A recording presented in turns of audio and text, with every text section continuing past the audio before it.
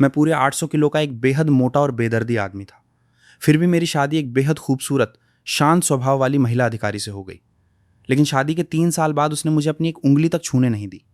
मुझे लगा कि वो सिर्फ मेरे मोटापे से नफरत करती है, इसलिए मेरे साथ इतना ठंडा व्यवहार करती है। लेकिन एक दिन मैंने उसे उसके बचपन के दोस्त के साथ हाथ पकड़कर मार्केट में घूमते और गाल से गाल मिलाकर फोटो खिंचवाते देखा। तब मुझे समझ आया कि उसने मुझसे शादी प्यार की वजह से नहीं की थी, बल्कि सिर्फ अपने दादाजी का एहसान चुकाने के लिए की थी।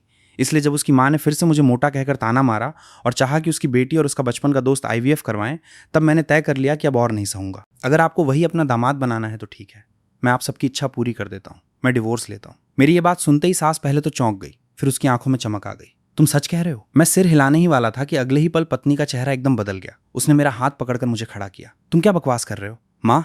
ये हम दोनों के बीच की बात है, आपको इसकी चिंता करने की जरूरत नहीं है। इतना कहकर वो मुझे अपने मायके से बाहर ले आई। काफी दूर आने के बाद वो रुकी, भौहें सिकोड़कर मेरी तरफ देखा। उसके चेहरे पर हल्की सी इरिटेशन साफ दिखाई दे रही थी।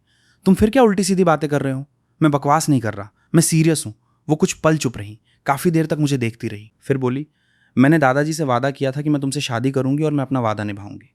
मैंने कभी तुमसे डिवोर्स लेने के बारे में नहीं सोचा। उसकी ये बात सुनकर मैं कड़वी हंसी हंस पड़ा।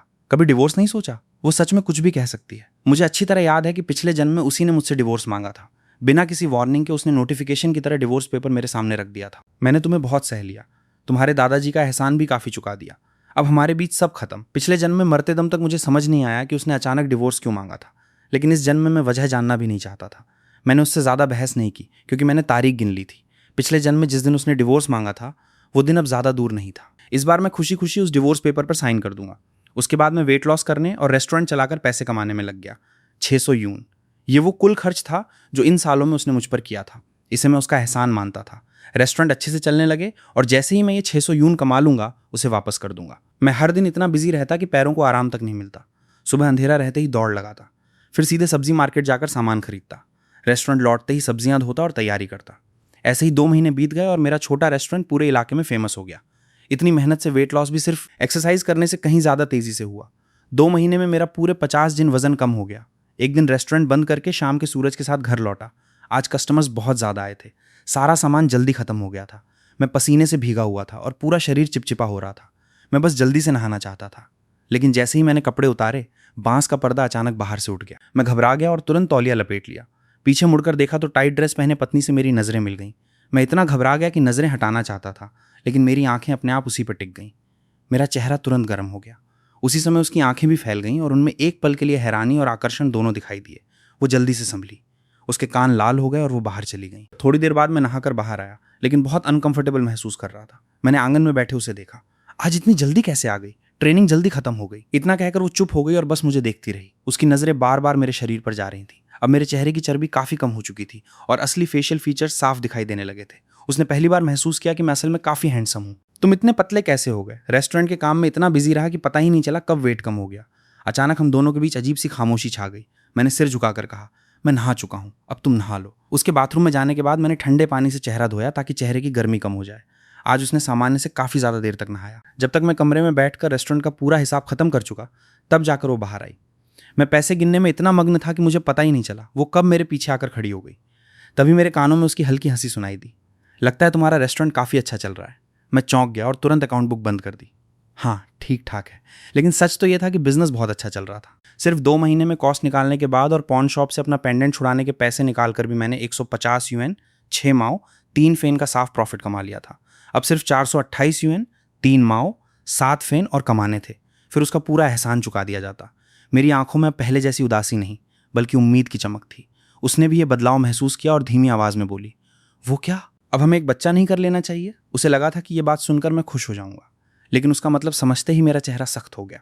मैंने बिना सोचे मना कर दिया, रहने दो, मैं हर दिन बहुत बिजी रहता हूँ और तुम्हें भी ट्रेनिंग करनी होती है। अगर बच्चा हो गया तो बहुत परेशानी होगी। इतना कहकर मैंने अकाउंट बुक उठाई और बाहर जाने लगा। मैं सुबह बहुत जल्दी उठ जाता हूँ, कहीं तुम्हारी नींद न खराब हो जाए, इसलिए मैं बगल वाले कमरे में सो जाऊंगा। जो महिला ऑफिसर अब तक अपने पति को पास भी नहीं आने देती थी, पहली बार उसके मन में थोड़ा लगाव पैदा हुआ था। उसने मेरा हाथ पकड़ लिया। मेरा कोई और मतलब नहीं था। अगर तुम मेरे साथ बच्चा नहीं चाहते तो ठीक है, लेकिन पति पत्नी अलग अलग कमरों में सोएं, ये कैसी बात हुई? मैं भी सुबह जल्दी उठती हूँ, मुझे कोई परेशानी नहीं होगी। मैंने होंठ भींच ली और फिर कुछ नहीं कहा।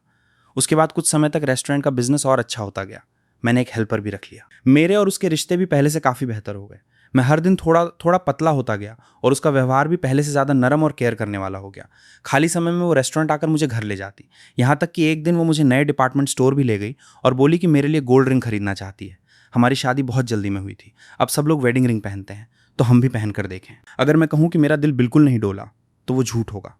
पिछले जन्म में मैं ऐसी ही पत्नी का सपना देखा करता था, लेकिन मेरे अंदर बची हुई थोड़ी सी समझदारी ने मुझे फिर होश में ला दिया। मैंने सिर हिलाया। मुझे ज्वेलरी पहनना पसंद नहीं है। इस जन्म में मैं खुद को पिछले जन्म की तरह उसी गड्ढे में दोबारा गिरने नहीं दूंगा। 3 दिन बाद 23 सितंबर आने वाला था। यही वो दिन था जब पिछले जन्म में उसने बिना किसी वार्निंग के मुझसे डिवोर्स मांगा था। इस बार मैं वही गलती दोबारा नहीं दोहराऊंगा। 22 सितंबर की शाम मैं रेस्टोरेंट के किचन में सफाई कर रहा था। बस आखिरी कस्टमर के खाना खत्म करने का इंतजार था, फिर शॉप बंद करने वाला था।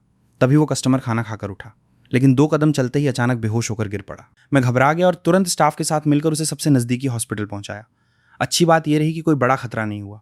जब उसके फैमिली मेंबर्स आ गए और मैंने पूरी बात समझा दी, तब मैं स्टाफ से अलग होकर घर लौटने लगा। लेकिन जैसे ही मुड़ा, वहीं का वहीं रुक गया। मैंने देखा कि मेरी पत्नी का बचपन का दोस्त बिना किसी झिझक के सबके सामने उसे आधा गले लगाए हुए गायनेकोलॉजी डिपार्टमेंट से बाहर निकल रहा था। वो गायनेकोलॉजी डिपार्टमेंट में क्या करने आई थी और उसका बचपन का दोस्त यहाँ क्यों था? पता नहीं क्यों मैं चुपचाप उनके पीछे चल पड़ा। हॉस्पिटल से बाहर तक उनका पीछा करता रहा। तभी हवा के साथ उस आदमी की आवाज़ मेरे कानों तक पहुंची। तुम चिंता मत करो, ये बच्चा पैदा होने के बाद उसकी जिम्मेदारी मैं उठाऊंगा। ये सुनते ही मेरा दिमाग पूरी तरह शून्य हो गया। कानों में सिर्फ भनभनाहट रह गई। अचानक सारी बातें आपस में जुड़ गईं। तभी मुझे एहसास हुआ कि पिछले जन्म में भी लगभग इसी समय उसने मुझसे डिवोर्स मांगा था।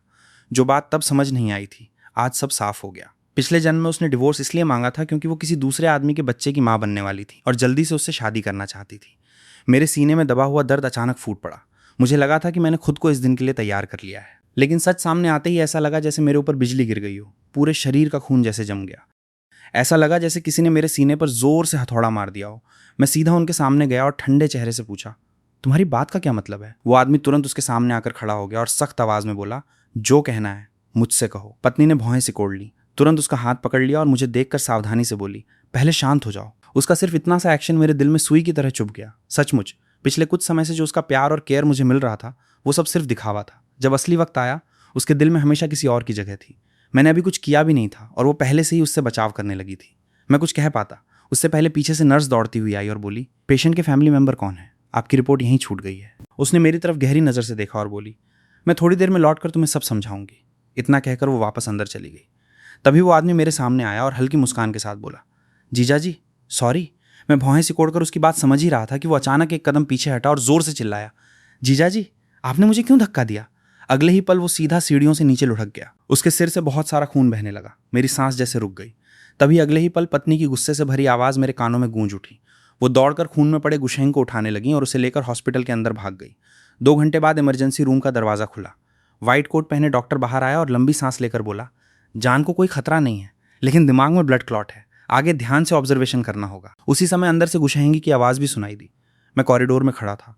मेरा चेहरा पूरी तरह सफ़ेद पड़ चुका था। मेरा गला भर आया था। मेरे मन में सिर्फ एक ही बात घूम रही थी। मैंने उसे धक्का नहीं दिया, लेकिन सुमेंग्याओ मेरी एक बात भी सुनने को तैयार नहीं थी। उसकी आंखें बर्फ जैसी ठंडी थीं। वो मुझे घूरते हुए बोली, शकफेंग मुझे लगा था तुम बदल गए हो, लेकिन तुम आज भी वैसे ही हो। अभी गुशेंगी जिस इंसान की जिम्मेदारी लेने की बात कर रहा था, वो मैं नहीं। उसका काफ़ी समय पहले एक्सीडेंट की वजह से किसी और से बच्चा हो गया था और आगे उस बच्चे को हम दोनों मिलकर पालने वाले थे। लेकिन तुम्हारा दिल इतना निर्दयी कैसे हो सका कि तुमने उसे सीधे सीढ़ियों से धक्का दे दिया? उसके सिर्फ 3 वाक्य मेरे दिल पर हथौड़े की तरह गिरते रहे। मैंने मुट्ठियां कस लीं और दांत भींचकर फिर कहा, मैंने कहा ना। मैंने उसे धक्का नहीं दिया, लेकिन चाहे मैं ये बात कितनी भी बार कहता, सुमेंग्याओ की आंखों में सिर्फ ठंडापन और अविश्वास था। तभी नर्स गुशेंगी को वार्ड से बाहर लेकर आई। सुमेंग्याओ तुरंत उसके पीछे चल दी और उसने मुझे एक नज़र तक देखना ज़रूरी नहीं समझा। उसकी आंखों में जो ठंडापन और फैसला था, वैसा मैंने पहले कभी नहीं देखा था। मैं वहीं जड़ होकर खड़ा रह गया। मेरे दिमाग में बस यही सवाल घूमता रहा कि आखिर मैंने उससे प्यार ही क्यों किया था। घर लौटकर मैं पूरी रात ड्राइंग रूम में चुपचाप बैठा रहा। मेरी आंखों में बिल्कुल नींद नहीं आई। बाहर पूरी तरह सुबह होने के बाद ही मैं उठा, मुंह धोया और जल्दी जल्दी रेस्टोरेंट के लिए निकल गया, चाहे कुछ भी हो।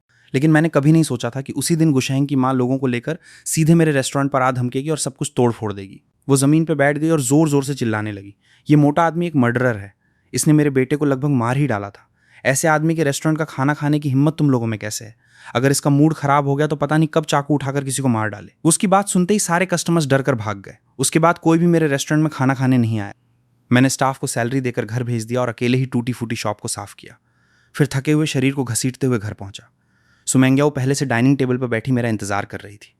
उसने काफ़ी देर तक ठंडी नज़रों से मुझे देखा और फिर पहला वाक्य यही कहा, सब लोग चले गए। फिर उसने शांत आवाज़ में कहा, पहले तुमने डिवोर्स की बात की थी, अब मैं मान गई हूँ, अपना मैरिज सर्टिफिकेट ले आओ, कल सुबह हम दोनों आर्मी में जाकर डिवोर्स रिपोर्ट जमा करेंगे। इतना कहकर उसने मेरे सामने डिवोर्स एप्लीकेशन रख दी। मेरी सांस हल्की सी रुक गई। उस पेपर पर लिखे बड़े बड़े शब्दों को देखकर भी इस बार मेरे दिल में ज़्यादा हलचल नहीं हुई। मैं खुद पर हल्का सा मुस्कुराया।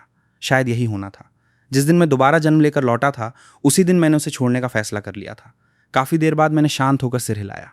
ठीक है। मेरी इतनी आसानी से हामी भरने पर सुमेंग्याओं की आंखों में हैरानी की एक झलक दिखाई दी। शायद उसने कभी नहीं सोचा था कि मैं इतनी आसानी से मान जाऊंगा। अगली सुबह हम दोनों तय समय पर आर्मी ऑफिस पहुंचे और डिवोर्स रिपोर्ट जमा कर दी। पिछले जन्म की तरह इस बार कोई मुश्किल नहीं हुई। डिवोर्स सर्टिफिकेट उम्मीद से भी ज़्यादा आसानी से बन गया। रजिस्ट्रेशन ऑफिस से बाहर निकलते ही सुमेंग्याओं ने मेरी तरफ देखकर कहा, फैमिली क्वार्टर वाला घर तुम ही रख लो, मैं बाहर शिफ्ट हो जाऊंगी। मैंने हाथ में पिछले जन्म जैसा ही डिवोर्स सर्टिफिकेट पकड़ा हुआ था।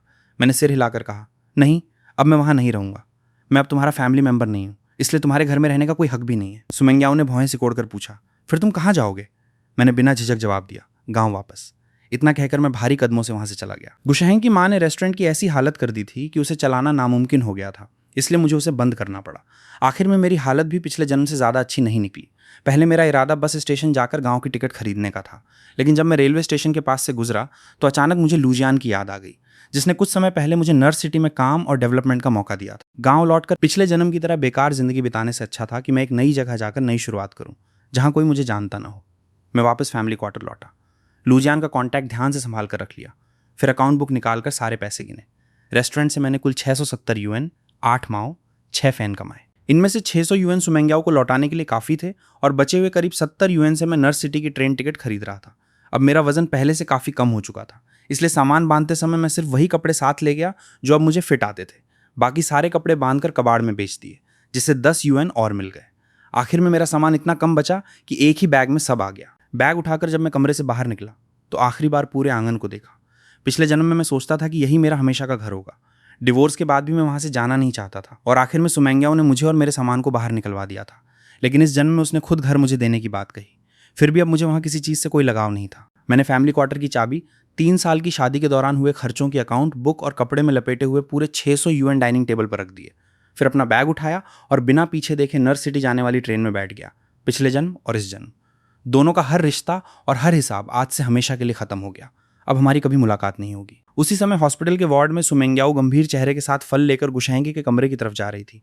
जैसे ही वो दरवाजे तक पहुंची, आधे खुले दरवाजे के अंदर से गुशहैंग और उसकी माँ की बातचीत सुनाई दी।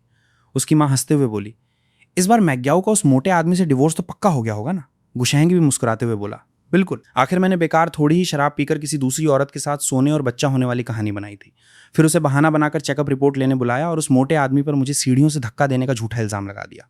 मैग्याओ खुद कह चुकी है कि डिवोर्स के बाद वो मुझसे शादी करेगी। इसे वो मेरे लिए कंपनसेशन मानेगी। उनकी हर बात सुमेंग्याओ के कानों में साफ साफ पड़ रही थी। उसने कभी सपने में भी नहीं सोचा था कि झूठ बोलने वाला इंसान वही होगा जिसके साथ वो बचपन से बड़ी हुई थी। गुस्से में उसने दरवाज़ा जोर से खोल दिया। उसके चेहरे पर आग बरस रही थी। सिर्फ मुझे धोखा देने के लिए तुम लोगों ने एक इंसान की जिंदगी को दांव पे लगा दिया।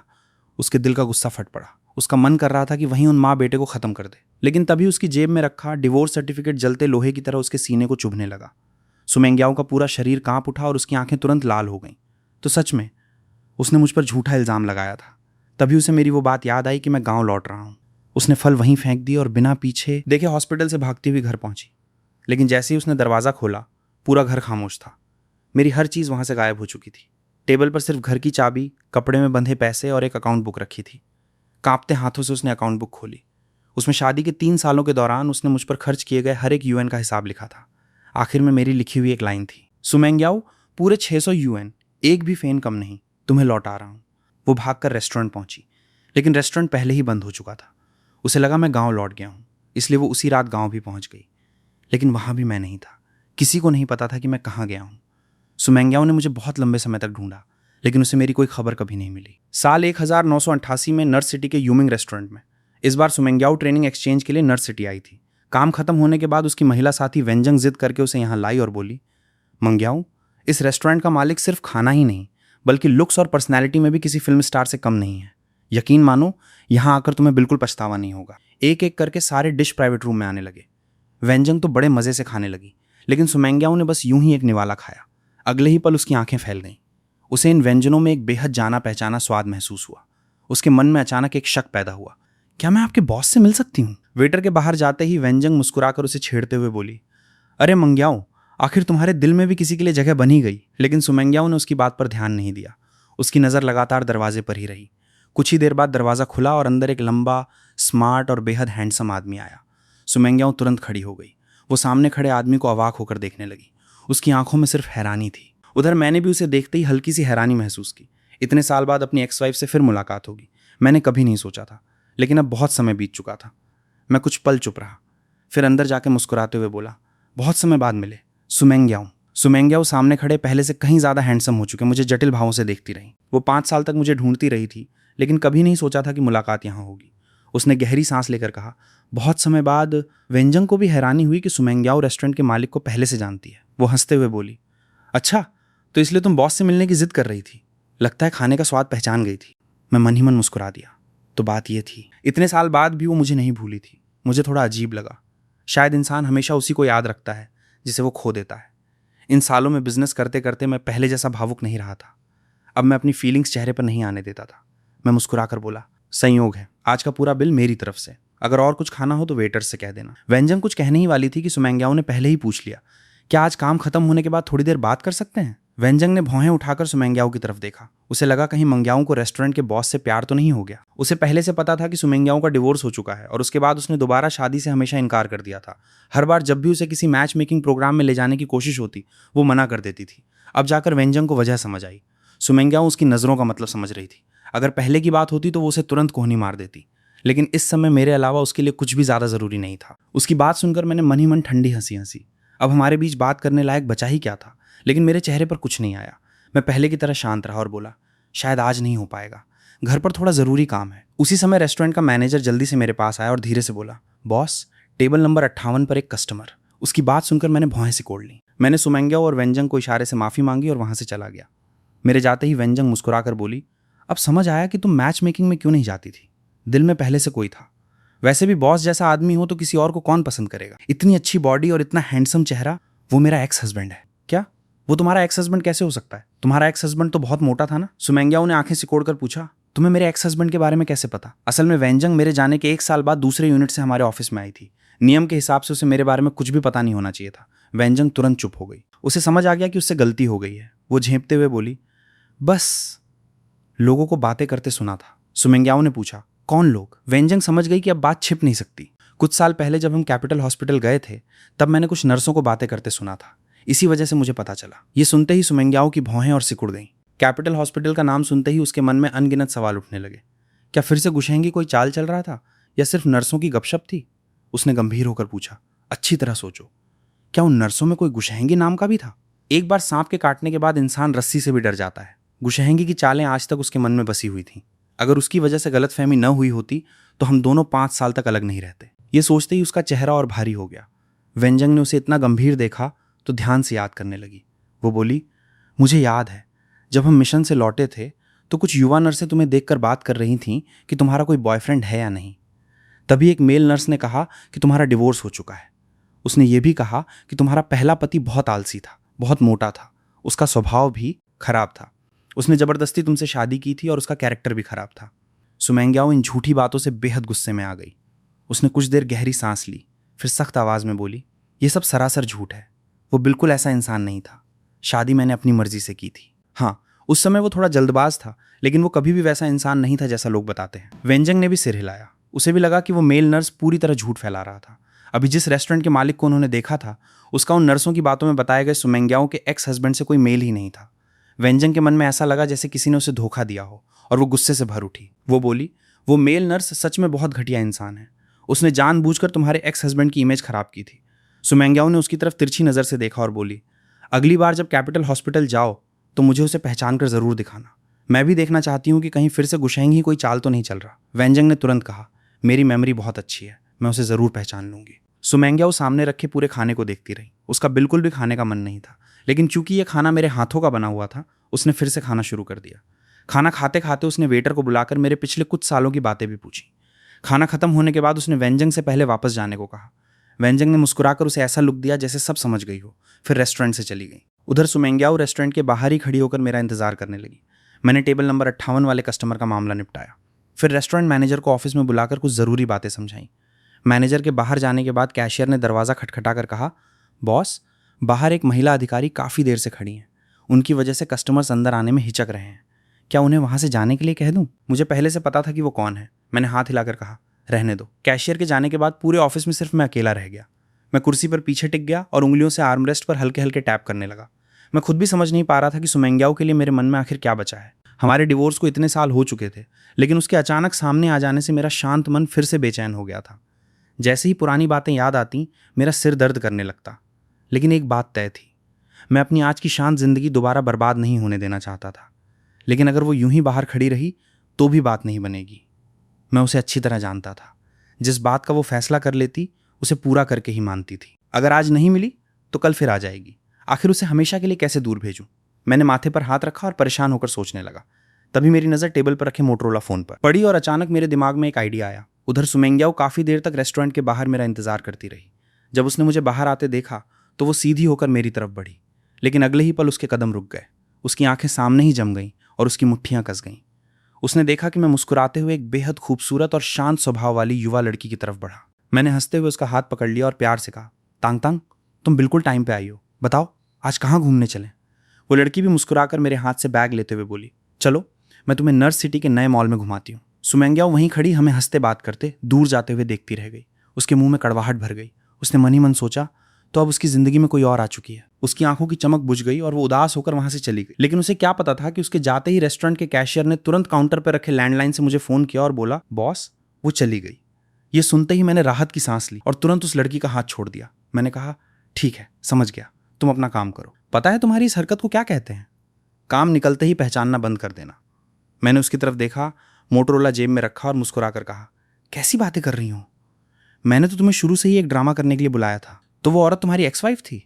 मुझे तो वो कुछ खास नहीं लगी। मैंने मुस्कुराकर कहा, ठीक है, आज मेरी हेल्प करने के लिए थैंक्स। अगली बार मैं तुम्हें खाना खिलाऊंगा। अब मुझे थोड़ा काम है, मैं चलता हूँ। इतना कहकर मैं मुड़ने लगा, लेकिन लुतांग मुस्कुराते हुए फिर मेरे पास आ गई और उम्मीद भरी नजरों से बोली, तो क्या मैं कभी तुम्हारे हाथ का बनाया खाना खा सकती हूँ? बिल्कुल।